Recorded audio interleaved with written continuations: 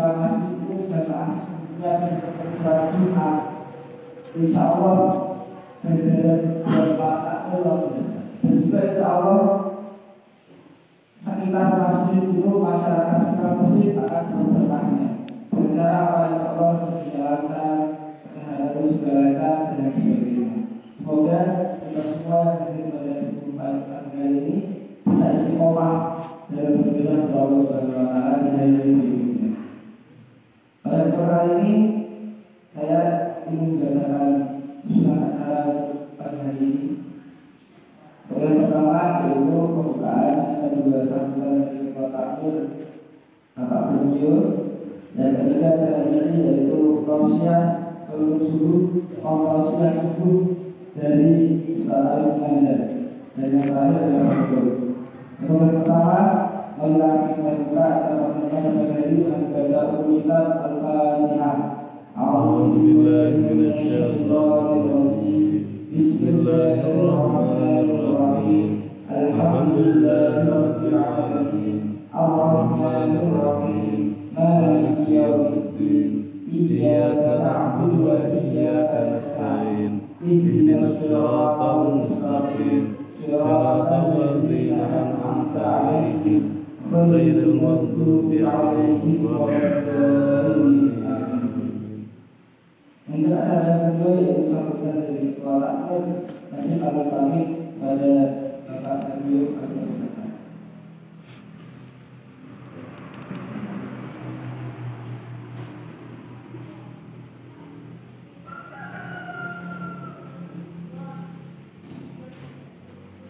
Bismillahirrahmanirrahim. Assalamualaikum warahmatullahi wabarakatuh. Alhamdulillah.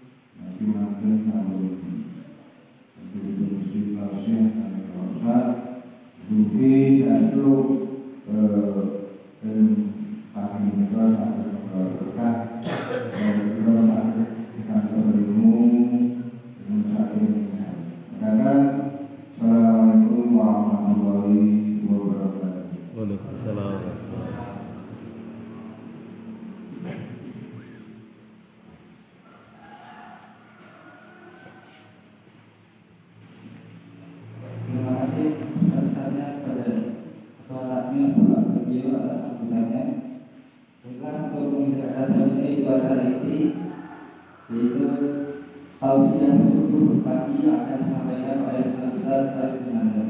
Pada beliau Ustaz Arif Munandar mempersilakan.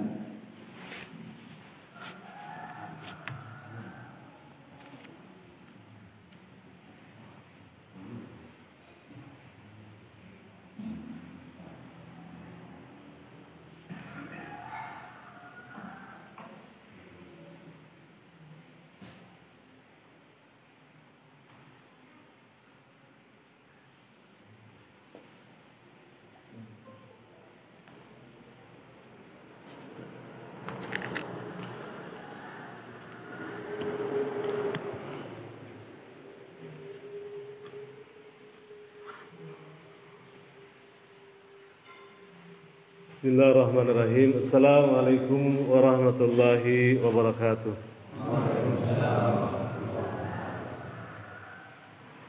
Alhamdulillahilladzi alafa baina qulubina fa asbahna bi ni'mati ikhwana. Asyhadu an la ilaha illallah wa asyhadu anna Muhammadar Rasulullah. Allahumma shalli ala Muhammad wa ala ali Muhammad.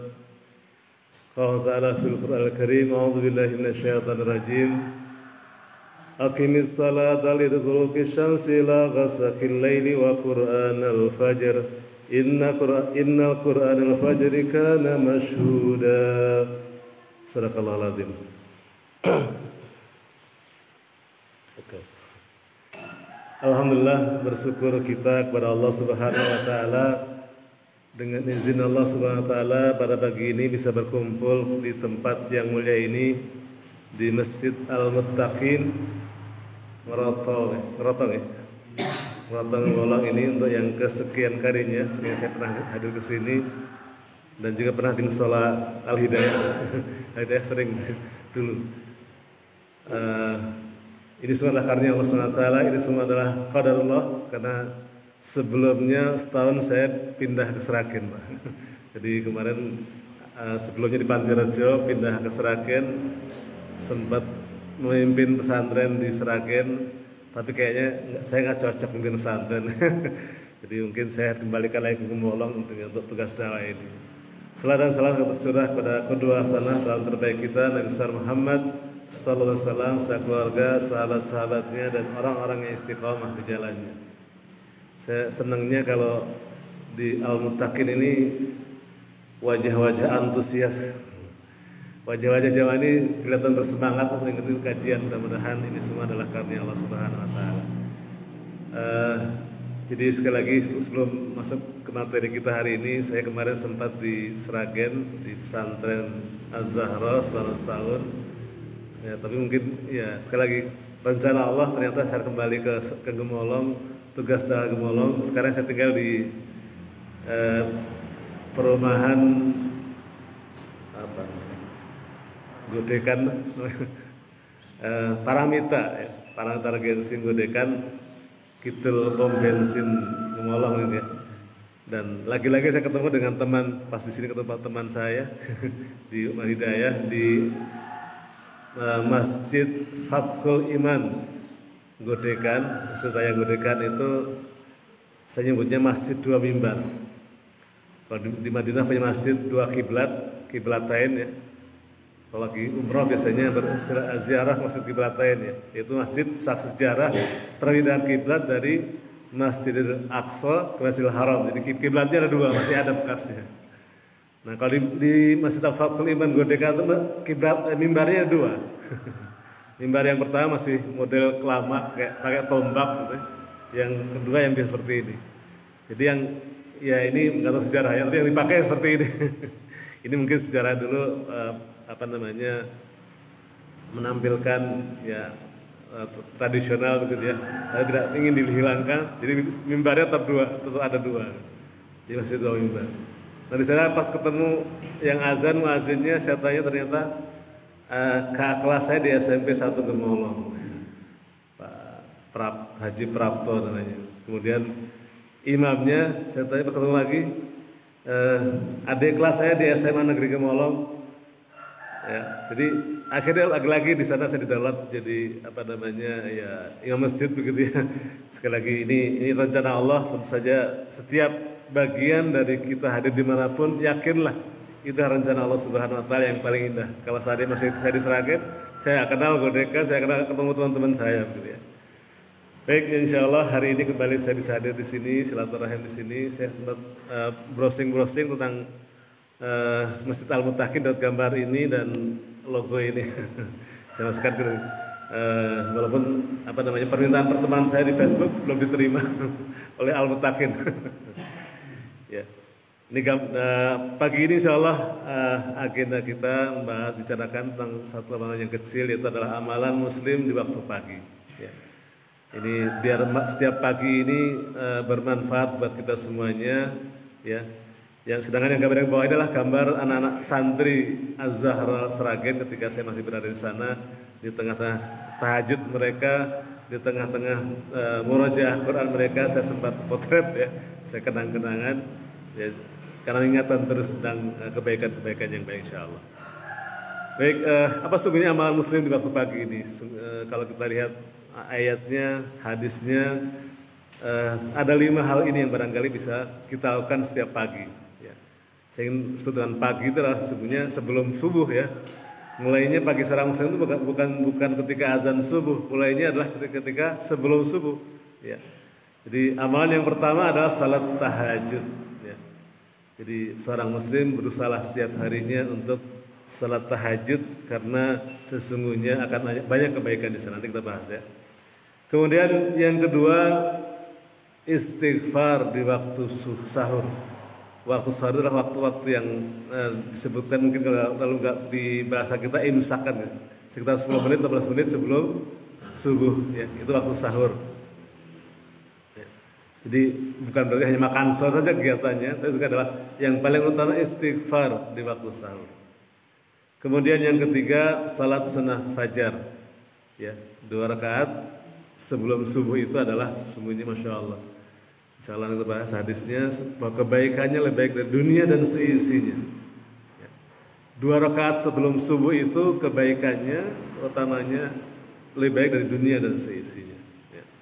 Kemudian salat subuh berjamaah di masjid ya, karena ayatnya jelas bahwa sesungguhnya salat fajar itu inna qur'anal fajri kana masyhuda, sesungguhnya salat fajar itu disaksikan oleh para malaikat ya. Karena sesungguhnya waktu subuh adalah waktu pergantian shift malaikat malam dan malaikat siang, sehingga ngumpul semua di waktu subuh menyaksikan orang-orang yang sholat subuh pada hari itu. Dan sesungguhnya waktu subuh itu waktu yang sangat segar ya. Kalau kita bangun subuh itu kan segar kan, ke masjid. Kenapa segar? Ada seorang ulama yang memberikan tafsiran bahwa karena udara subuh itu segar, karena udara subuh belum terkotori oleh nafas orang-orang munafik. Kenapa orang munafik itu paling nggak bisa sholat bangun subuh? Ya, kalau ya sholat yang lain dia bisa pura-pura ikut ya, rajin, tapi kalau subuh susah. Ya, jadi orang yang sholat subuh di masjid apalagi, maka sungguhnya dia telah bebas dari kemunafikan, salah satu utamanya. Karena orang munafik tidak mungkin sholat subuh, kecuali kalau punya tujuan tertentu ya. Misalnya yang mau nyiram novel Baswedan. Yang menyeram novel ketika sedang ke masjid itu lain lagi. Kemudian zikir pada subuh dan menunggu waktu suruk, waktu terbit matahari, kemudian melaksanakan 2 rakaat ya. Salat sunnah ya, setelah terbit matahari lewatkan sedikit kita melaksanakan salat Isra namanya, maka pulang dari masjid kita seperti pulang umroh. Karena hadisnya nanti terutamanya seperti orang yang umroh haji sempurna kata Rasulullah. Kita lihat hadisnya ya. Baik, kita buka satu persatu ya. Yang pertama salat tahajud. Tadi ayatnya sudah baca dalam rakaat kedua tadi saya bacakan dalam surat Al-Isra ayat 78 sampai 80. A'udzubillahi minasyaitonir rajim. Aqimis salata liduluki syamsi ila ghasaqil laili wa qur'anal fajr. Inna qur'anal fajri kana masyhuda. Laksanakanlah salat sejak matahari tergelincir sampai gelapnya malam, dan laksanakan pula salat subuh ya. Sungguh salat subuh itu disaksikan oleh malaikat. laksanakan sholat matahari tergelincir berarti adalah sholat apa? Zuhur ya. Matahari siang tergelincir lewat sedikit itu kan zuhur ya. Sampai gelapnya malam ada zuhur, asar, maghrib, isya. Tapi subuh disendirikan ya. Dan laksanakan pula sholat subuh. Ini menunjukkan keutamaan sholat subuh. Sungguh sholat subuh itu disaksikan oleh para malaikat. Ya, penjelasan Rasulullah SAW adalah pada saat subuh itu tadi persis pergantian antara malaikat siang dan malaikat malam sehingga semua malaikat menyaksikan orang-orang yang bangun sholat subuh pada hari itu. Ya, dan mereka semua mendoakan, ya Allah berkailah mereka, ya Allah rahmatkan mereka. Coba yang mendoakan malaikat ngumpul semuanya, luar biasa ya. Yang keutamaan sholat subuh ini. Kemudian lanjutan ayat ini, wa minal laili fatahajjat bihi nafilatan lak asa ayyab asa rabbuka maqaman mahmuda. Dan pada sebagian malam lakukanlah salat tahajud sebagai suatu ibadah tambahan bagimu, mudah-mudahan Tuhan mengangkatmu ke tempat yang terpuji. Ya, ini masih lanjutan ayatnya, wa qur rabbi adkhilni mudkhala sidqi wa akhrijni mukhraja sidqi waj'alni min ladunka sultanan nasira. Dan katakanlah Muhammad, ya Tuhanku, masukkanlah aku tempat masuk yang benar dan keluarkan aku tempat keluar yang benar dan berikan kepadaku dari sisi kekuasaan yang dapat menolongku. Ini sekaligus menjelaskan tentang keutamaan tahajud. 4 keutamaan tahajud ya. Pastikan malam laksanakan salat tahajud. Ini salat lail ini sesungguhnya adalah salat yang sangat utama. Mudah-mudahan saya kira di hadapan saya ada banyak yang ahli-ahli tahajud ya. Maka sesungguhnya keutamaan yang pertama adalah Allah akan berikan mengangkat ke tempat yang terpuji, maqamam mahmuda. Ini buat pemuda-pemuda yang sedang meniti karir, sedang meniti usaha di segala tempatnya, dagang segala macamnya, maka laksanakan salat tahajud. Insya Allah kalau kita mendapatkan karir yang mudah, ya kemudahan dalam pekerjaan, ya mungkin jabatan yang tinggi, insya Allah kuncinya tahajud. Kalau kita tahajud maka yakinlah Allah akan berikan ke tempat yang terpuji. Dan sekali lagi jangan mendikte Allah, mintalah kepada Allah SWT, karena Allah yang maha tahu. Kalau kita mintanya A, ternyata dikasihnya B, yakinlah bahwa itu yang terbaik buat kita. Ya, misalnya mintanya ingin jadi PNS, ternyata Allah nggak kabulkan, ternyata dia dikabulkannya jadi dagang. Siapa tahu dari dagangnya itu kemudian akan menjadi pintu rezeki kita yang sangat utama. Jadi mungkin bagi Allah, bagi kita bukan PNS yang pas. Ya. Tapi kalau Allah berikan PNS itu misalnya itu bagian dari yang terbaik buat kita. Yakinlah yang diberikan Allah itulah yang terbaik. Ya. Jadi mengangkat ke derajat yang terpuji. Kemudian yang kedua, keutamaannya ya katakanlah Muhammad, ya Tuhanku masukkanlah ke tempat yang benar, masuk yang benar. Makanya saya ketika mau pindah ke Gemolong cari rumah, ya doanya saya minta ya. Wa qur rabbi adkhilni mudkhala sidqi. Saya posting di Facebook. Ini era Indonesia soal. Butuh rumah kontrakan di Gemolong nih, 2 kamar, kan kita ya. Ternyata yang nawarin Pak ada 10. Ada 10. Ada 3 dari Perubahan Gemolong Perumnas. Kemudian 2 dari Perumnas yang tempat saya sekarang ini ya, Paramita. Ada dari Barat Trail dan segala macamnya. Ya, saya kemudian Allah ya tunjukkan kepada saya, mungkin tempat saya yang sekarang ini adalah ya doa kita. Ya. Ternyata di situ ketemu dengan masjid besar, masjidnya 4 kali ini mungkin Pak. Masjidnya besar sekali. Jamaahnya juga lumayan banyak sehingga kemudian rupanya Allah kirimkan saya ke Godekan City ini dalam rangka untuk mendapatkan ketemu dengan jamaah yang banyak juga di sana. Maka begitu kemarin saya khutbah Jumat pertama kalinya saya di rumah, karena saya baru sebulan di situ.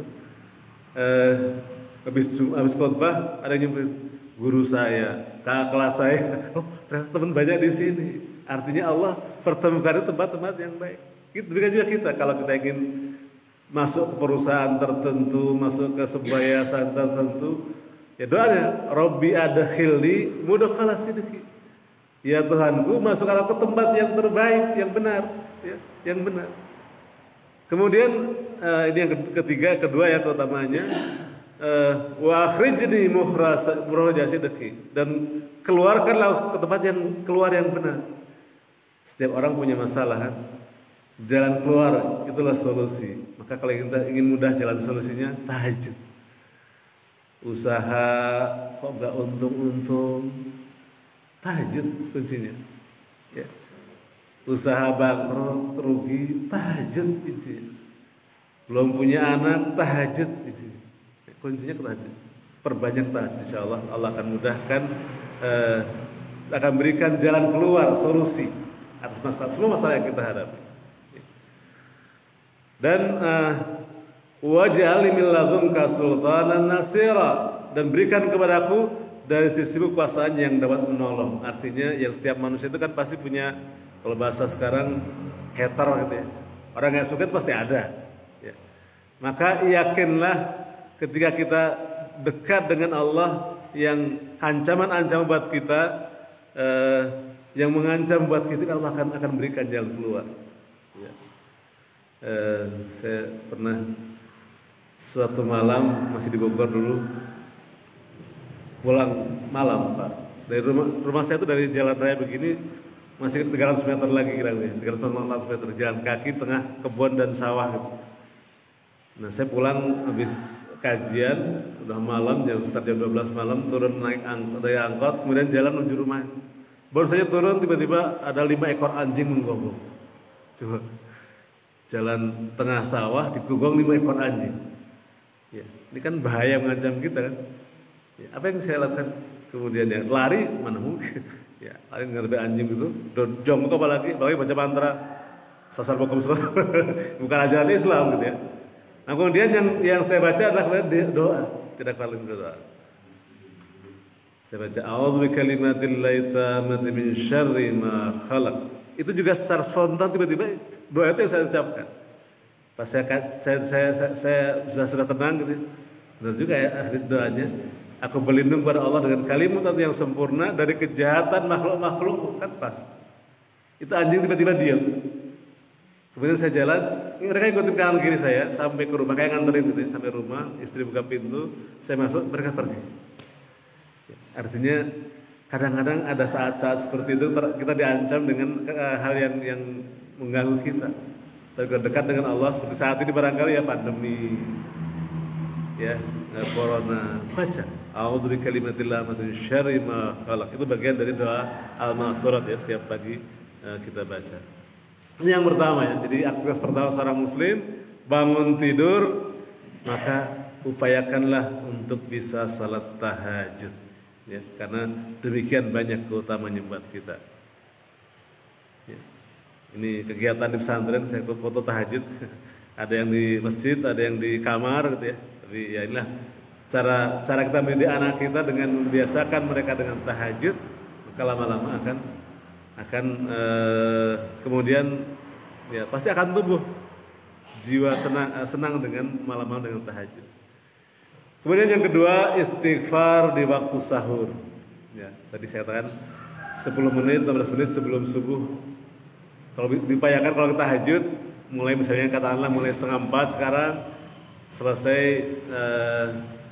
jam 4 10 menit misalnya, ada 15 menit 10 menit kita gunakan untuk istighfar kepada Allah SWT. Yang paling pendek istighfarnya Astaghfirullahaladzim.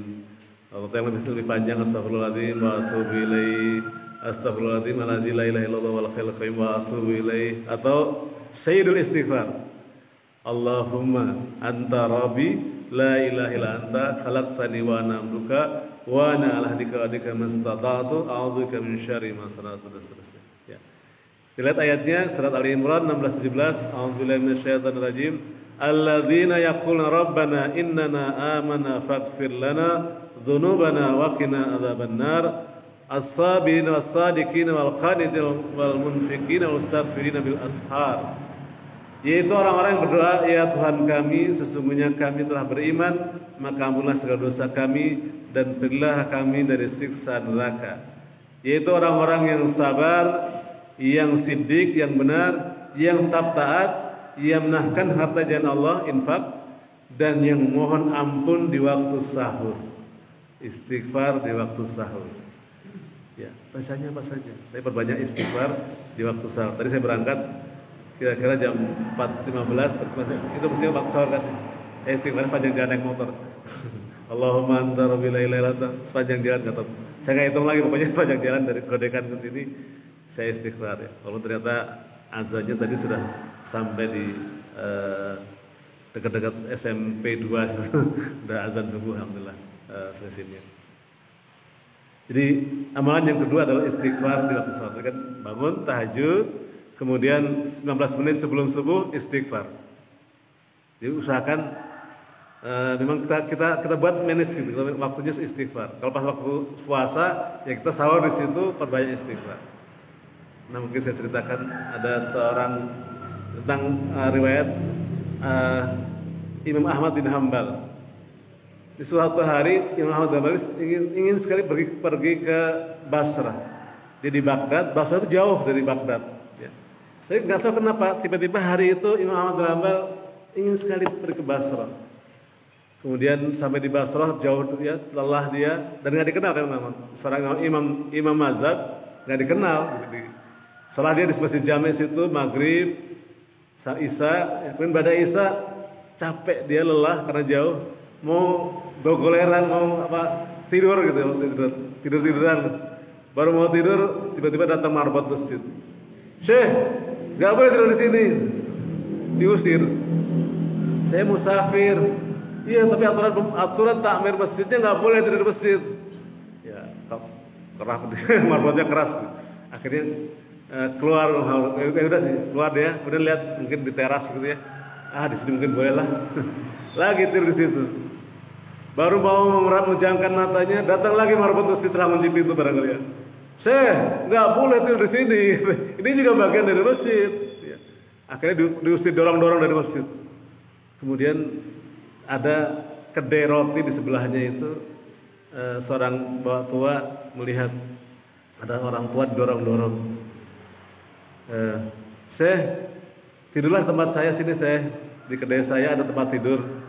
Akhirnya tidurlah Ahmad bin Hambal di tempat Imam Ahmad bin Hambal di tempat tukang roti tadi. Kemudian malam tidur, setelah datang pagi menjelang subuh ya, seperti malam dia perhatikan tukang roti ini sedang mengaduk tepung, ngasih telur, pokoknya nyiapin bahan roti lah.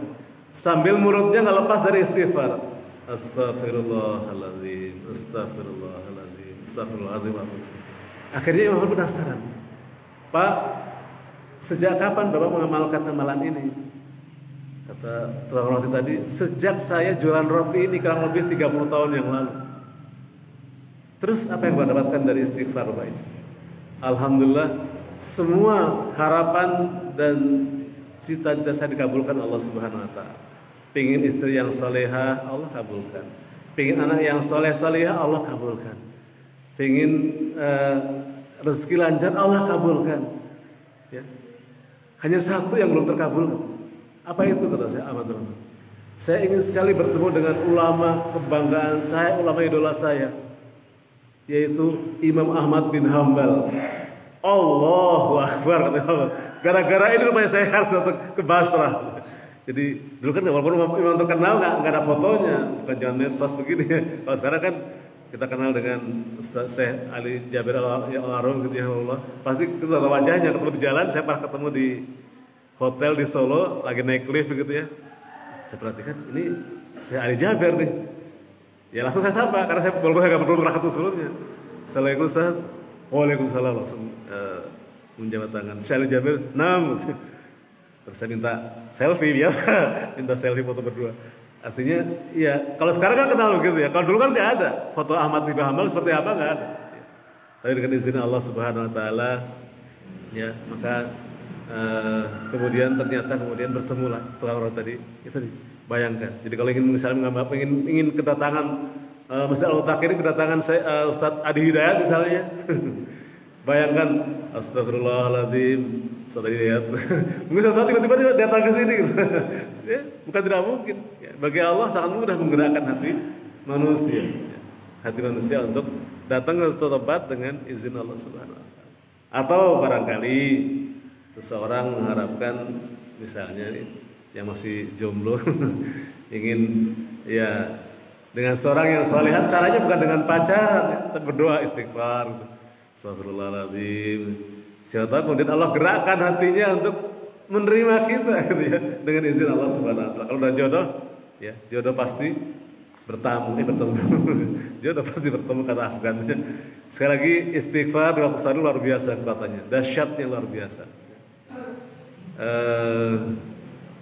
Saya beratasan dari Pak Ustadz Nur Ikhwan, waktunya sampai jam 5:30 ya. Tapi karena ini barangkali yang 3 lainnya barangkali kesempatan berikutnya insya Allah ya. Kita masih ada nanti berikutnya. Ini contoh aja. Ketika santri-santri sedang istighfar, saya coba videokan. Oh, nggak ada suaranya ya? Oh, nggak masuk suara. Ini suasana ketika sedang istighfar di waktu saya. Mereka istighfar dengan dilakukan seperti yang barangkali dulu di zaman dulu. Astaghfirullah Rabbal baraya, astaghfirullah minal khataya. Di saat-saat seperti itu menyentuhkan. Jadi sekali lagi itu kan jangan kemudian setelah ada ini, itu kan nggak ada contohnya di masa ini. Ajaran para ulama terdahulu, para wali mengajarkan lagu-lagu dilakukan seperti ini biar menyentuh hati. Ya, karena namanya lagu Jawa ya. Astagfirullah, doa Allah Gusti nyuwun pangaksami sampun dangu kula ninggalke agami, salat sedekah dan kitab suci, nyuwun tuntunan ilahi rabbi. Kalau di luar sholat boleh kita berdoa dengan melakukan untuk menyentuh hati kita. Saya termasuk orang yang berpendapat bahwa ya peninggalan para wali itu sungguhnya bagian yang luar biasa dari kekayaan kita. Jangan kemudian ditinggalkan saja untuk asal jangan kemudian dijalani laksanakan pada saat sholat atau yang lain-lain. Tapi kita gunakan saat-saat seperti itu, yes, saat istighfar menyentuh hati kita. Demikian barangkali ya insya Allah untuk yang berikutnya kita akan bahas pada kesempatan yang lain. Ada masih ada kesempatan, mudah-mudahan ada manfaat yang sedikit ini. Demikian saya kembalikan kepada moderator. Assalamualaikum warahmatullahi wabarakatuh.